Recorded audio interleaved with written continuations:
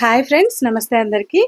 ఈరోజు నేను నువ్వులతో చెక్కీ అంటారు కదండి, నువ్వులు పట్టి బెల్లంతో చేసి చూపిస్తాను.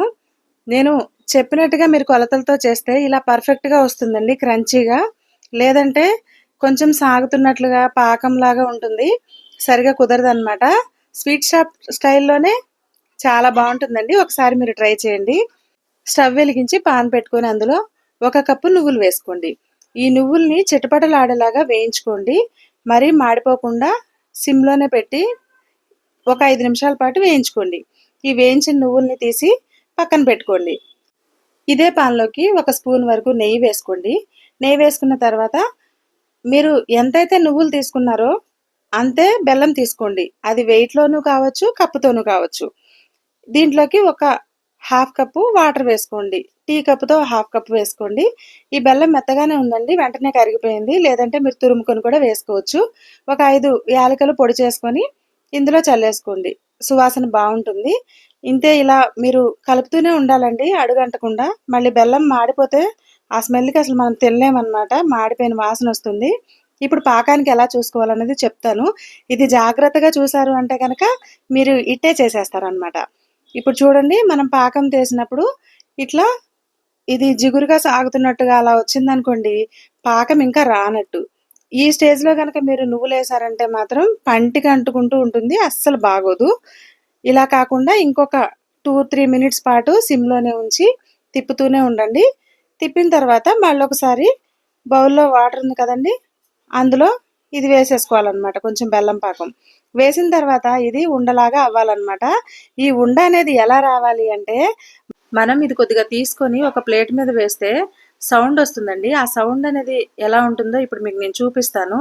అలా వచ్చింది అంటే పాకం పర్ఫెక్ట్గా వచ్చినట్టు అనమాట. చూసారా, ఇలా అప్పుడు కరెక్ట్గా వచ్చినట్టు. ఇంకా స్టవ్ ఆపేసుకొని మనం వేయించి పెట్టుకున్న నువ్వులు ఉన్నాయి కదా, నువ్వుల్ని ఈ పాకంలో వేసేసుకోవాలి.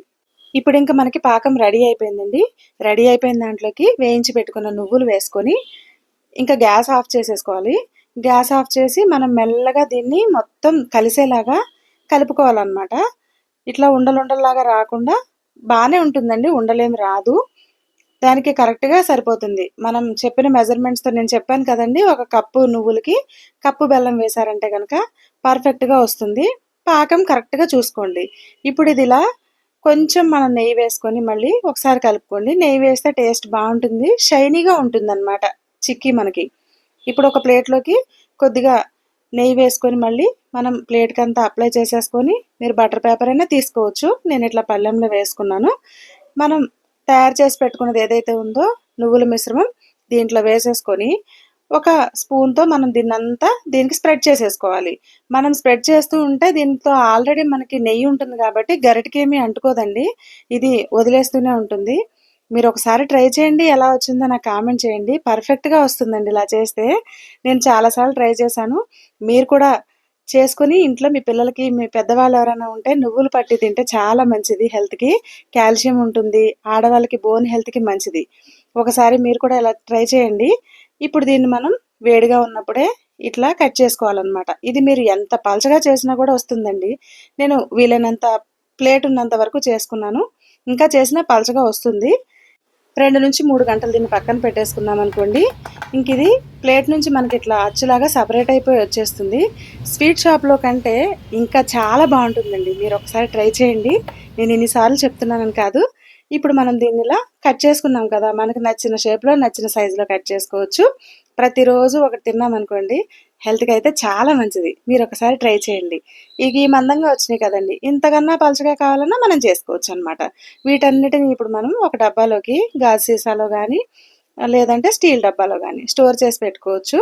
ఇవి 15-20 రోజులు, 1 మంత్ అయినా ఉంటాయండి, ఏం పాడవు, వాసన కూడా ఏం రావు.